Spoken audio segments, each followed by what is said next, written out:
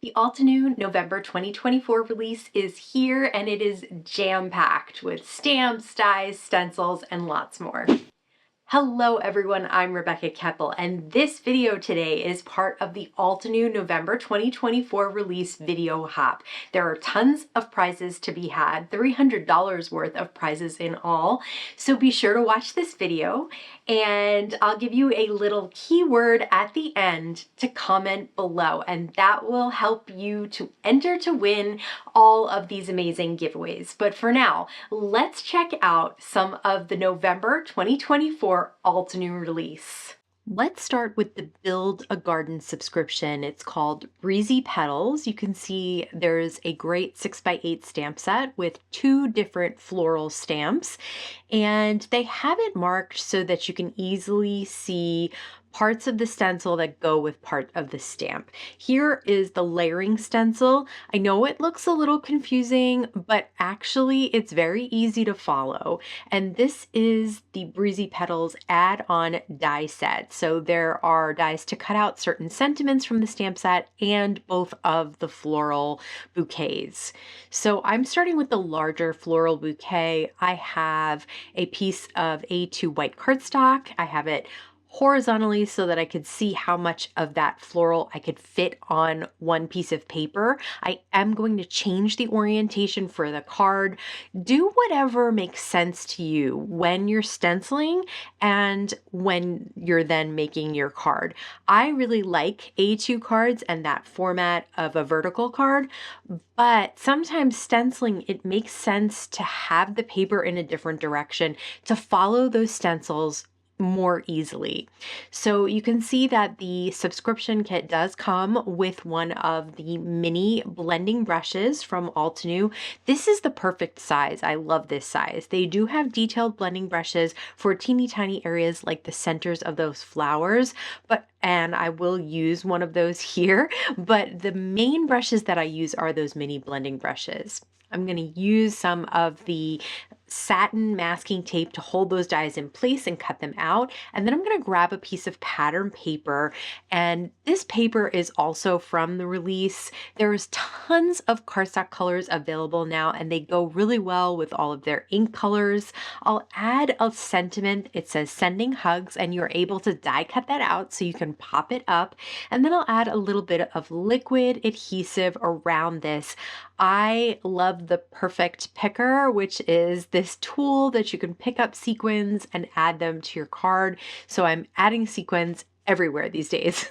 Next up, we have the Intertwining Leaves die set. So these are layering dies, and I'll show you some of the new greens of cardstock that you can get. There's Limeade, Lime, Grass Field, and these 3 colors I'll be using, and I've cut out a bunch of the different leaves, and they layer on top of each other. So here I have 2 different of the larger leaves layering on top of each other with 2 different colors of cardstock. Now, all of their different colors of cardstock really, like I mentioned, go well with their inks, but they also go well together. There are light colors, medium colors, and darker colors, which gives you a lot of options. Here is the smaller leaf that I'm creating here, and this is the Scripty Sentiments Die Set. I cut out just a note in black and then the shadow in white.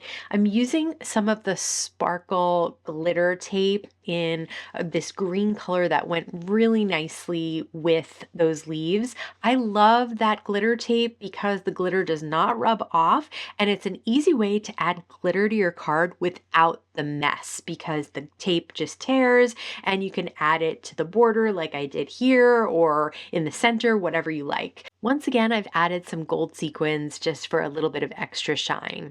Next up, we have the Fresh Flowers die set. This is a keyhole set. You can see that there are little keyholes cut out of the center of the flowers. Once again, I'll be using some new colors of cardstock. I have Pink Diamond, Rubellite, and Sunkissed. Really pretty colors, and fresh orange cream as well. These colors are super bright. I know that we're in the holidays right now and it's lots of sort of more darker colors, but I always gravitate to these really bright colors. So I love that Altenew has these options for flowers especially, which I love creating bright colors with. So the keyhole is basically a little keyhole that's cut out of the dies, and it helps you line up the dies. So when you line up the keyhole, the die cut will be lined up perfectly. Next, we have the Shine On Layering Stencil. This is designed by Amy Tangerine for Altenew. If you're not familiar with Amy's work, she is so much fun. Her work is very whimsical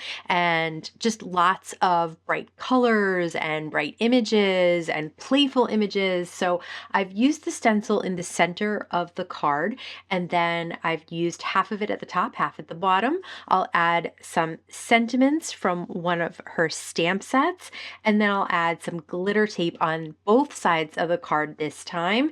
You can tear the tape like I mentioned before, but you can also just trim it and then fold it behind to get a nice clean edge there. All right, so for this stamp set, I want to use the radial markings on the stamp wheel. So what I'm doing here is I lined up one of the stamps on one of the circles of the markings. And then instead of moving the stamp, all I have to do is re-ink it and rotate the stamp wheel. So I am overlapping the stamp a little bit. That's just so I can complete the wreath without having holes between the stamping. And then I'll stamp some images and a sentiment in the center of that top and bottom laurel that I created there. And I'm using some bright colors. I have a couple of flowers, a hummingbird, and that sentiment, which is so much fun. I'll trim that down and then mat it on some black cardstock to finish it off. For this card, I'm using the Botanical Elegance marker coloring set. This set has flowers that are in black outline and a light gray. The light gray is for no line coloring. The black outline will look more like you're coloring in a stamped image. I'm also using the new artist markers, the Cottage Garden set. These are alcohol-based markers, but what I love is that you get both a brush and a fine tip on one marker. If you've known me to use alcohol markers, you know that is my favorite combination, because if you're ever struggling with smaller areas or to get finer detail, having that fine tip is really key. But then also having the brush tip to really blend out colors like I'm doing here is definitely very important as well. And with both, you can kind of work up to using the brush tip more and more and more as you get more comfortable with it. So you can see I used the darker colors kind of on the veins of the leaf, on the center of the flower, and then I'll use that lighter color to blend out any harsh lines and try and blend together those colors so it looks a little bit more natural. And I did all of the petals and the leaves in that way. Very easy to color this in, and I love that the image is already done for you. I trimmed it down to 4 by 5 1/4 so I could mat it on some Altenew cardstock. Again, the markers and ink also match their ink colors and their cardstock colors. So everything really coordinates beautifully, and once again, I did add some gold sequins for shine. Isn't that release amazing? I am so excited to be able to share it with you today, and also to have you enter to win some amazing Altenew prizes. So when you comment down below, be sure to add the word flower to your comment, and that will enter you into the giveaway that Altenew is generously giving away this month. As always, I want to thank you so much for stopping by and spending time with me today. Please stay safe, stay healthy, and I'll see you again soon.